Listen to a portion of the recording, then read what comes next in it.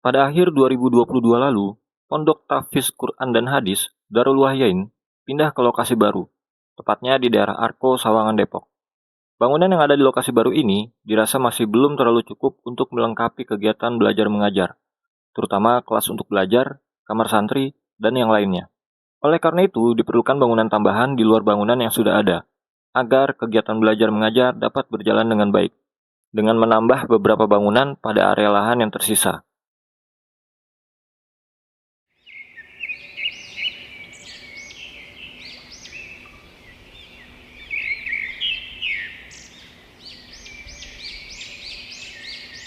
Untuk desain bangunan tambahan ini memang sengaja dikonsepkan rumah panggung yang didominasi kayu sebagai bahan utama bangunan, agar bisa terkesan seperti suasana pedesaan yang tenang dan nyaman.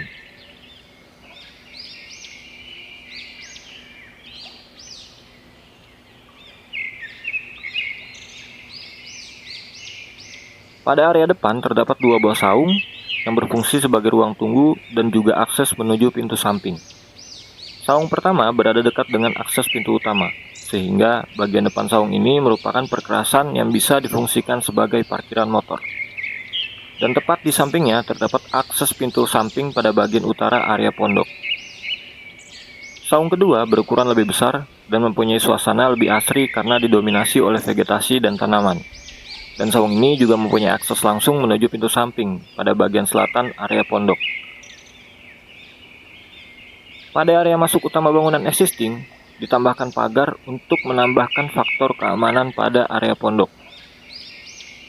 Saat memasuki area pondok, di bagian belakang bangunan existing, kita akan seperti berada di area pedesaan.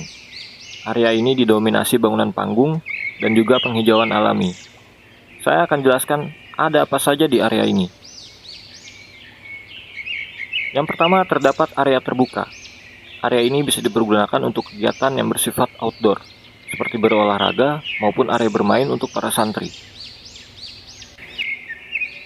Pada area tengah ini terdapat area taman yang ditanami satu pohon utama, yang berfungsi mereduksi panas matahari terutama pada saat siang hari. Area ini selain sebagai tempat beristirahat, bisa juga digunakan sebagai tempat berdiskusi atau sekedar berbincang santai sesama penghuni pondok. Lalu tepat di belakang area taman terdapat kelas untuk belajar. Di sini terdapat 3 bangunan kelas untuk bisa mengakomodasi kegiatan belajar mengajar di pondok.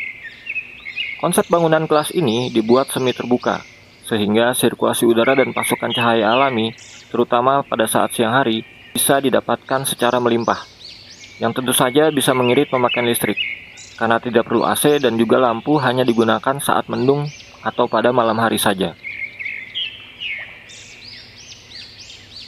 Di area tengah ini ada satu buah bangunan yang lebih besar dibandingkan yang lainnya. Bangunan ini adalah kamar untuk para santri yang tinggal di pondok ini. Bangunan ini memakai dinding anyaman bambu. Walaupun tertutup, tapi udara masih bisa masuk di sela-sela dinding. Privasi tetap terjaga, tapi sirkulasi udara di dalam tetap maksimal. Dan untuk memaksimalkan pasokan cahaya matahari yang masuk, maka dibuat 4 jendela besar di sisi timur dan barat bangunan. Kamar santri ini dapat menampung hingga 20 santri.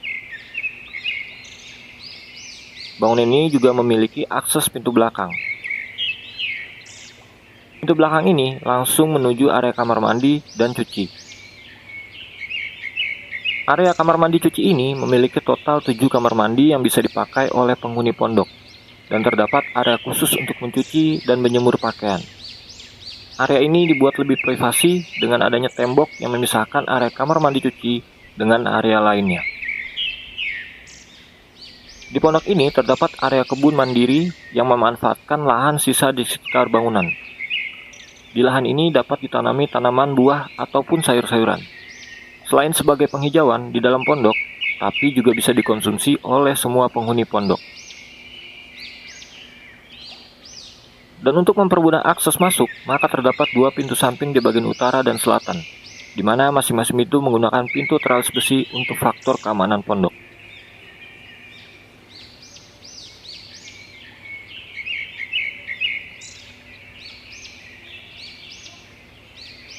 Dan yang terakhir, area pondok ini tetap terlihat menarik terutama saat malam hari. Dikarenakan adanya permainan lighting atau lampu. Jadi, pada saat malam hari, area pondok ini tetap terlihat indah dan lebih dramatis.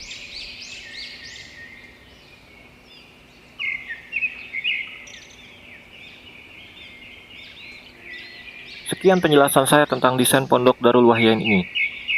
Semoga saja desain pondok Darul Wahyain ini bisa memenuhi kebutuhan penghuni dan mengakomodir semua kegiatan pondok, agar setiap kegiatan bisa berjalan dengan baik dan maksimal.